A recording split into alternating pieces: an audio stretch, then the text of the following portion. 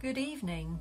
It's day 16 of my endometriosis diary, and I'm following on talking about my experience of having a hysterectomy and getting a diagnosis of endometriosis.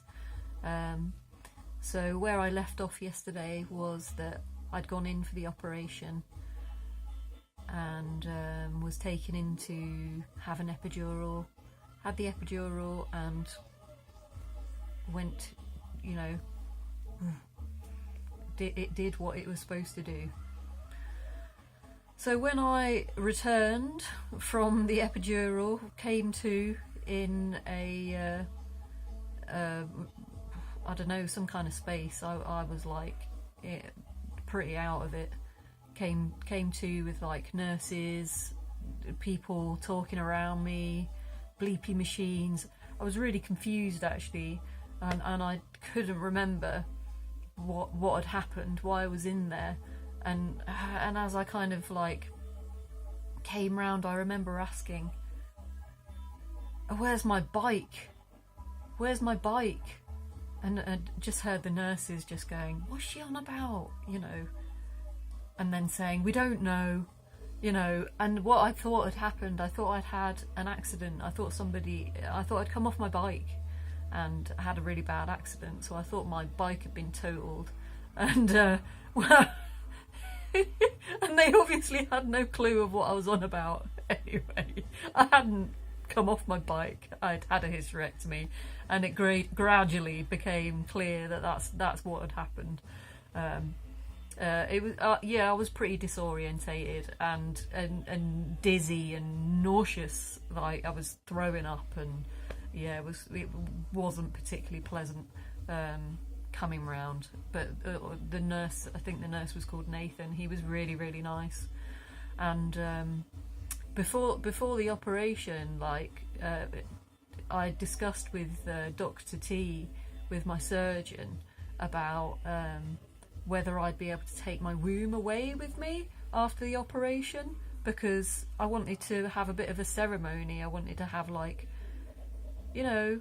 say goodbye to this organ and bury it or burn it or have some kind of grieving process for this. But you're not allowed to take your organs away because they have to go for testing and then they have to be disposed of properly and blah blah blah. So we agreed that what the surgeon, what Dr. T would do was she would bring me the womb to see after the op. And she said, "You probably won't remember, but I remember clear as a bell, that she came over with it in a Sealy bag with this poor, the blacky, reddy, lumpy mass of womb and fibroids in this bag." And it was quite confirming to see it, and I said, and I have some regrets about saying this actually, I said, "Good fucking riddance to my womb." And I guess it felt like the right thing to say at the time. But now in retrospect, I do kind of feel a little bit like, it didn't mean to do that. It wasn't like intentionally giving me pain. But anyway, that's all part of the process. And later on I found my own way of grieving for my womb. I actually made a womb out I'm a clothing designer and I make things, and I made a womb out of fabric, and I dyed the fabric with beetroot, and I filled the womb with herbs and significant things that mean things to me about the body and about the female body, and I took them to a very special place that I like to go to called Doltol, which is a small stone circle that you go there to grieve, to say goodbye to loved ones, or and send wishes out and things like this. It's a really beautiful little stone circle. And I went there, and Bez and I went there together, and we built a fire. We like to build a fire in this little area, a little way from the stone circle in the woods. and we built a little fire, and I burnt my fabric herb womb, and I had some little pouches as well with precious things in that I kind of buried in certain places in the trees, like offerings, you know. And it felt really good to do that. It felt really good to do that. So back, I'm getting ahead of myself. So back to the hospital. So yeah, I felt pretty shitty, and it took me a while to come round. And then eventually they kind of wheeled me into the hospital room that I was staying in with, you know, there was other people, other women in that space as well. It was like a kind of open ward, I guess. And there finally I get to see Bez, and he's like, so worried because you know, they didn't tell him what was going on. It took the surgeon far longer than they had anticipated to do the surgery, because it was more complicated. Once she got in there, she found that it was a lot more complicated than they had expected, and my womb was very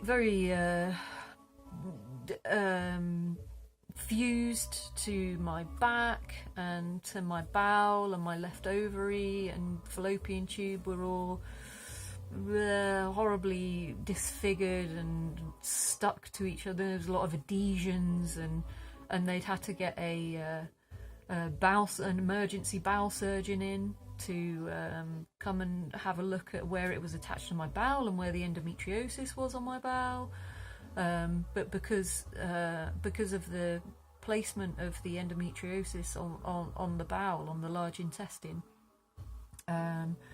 the bowel surgeon decided that they wouldn't be able to do anything about that, because it would have involved actual bowel surgery to remove that, and they thought it would have been too much for me to cope with to have the womb, the uterus removed, and the left ovary and fallopian tube, and have all that removed, and also to have the bowel removed. So it's possibly something that I'm going to have to think about for the future.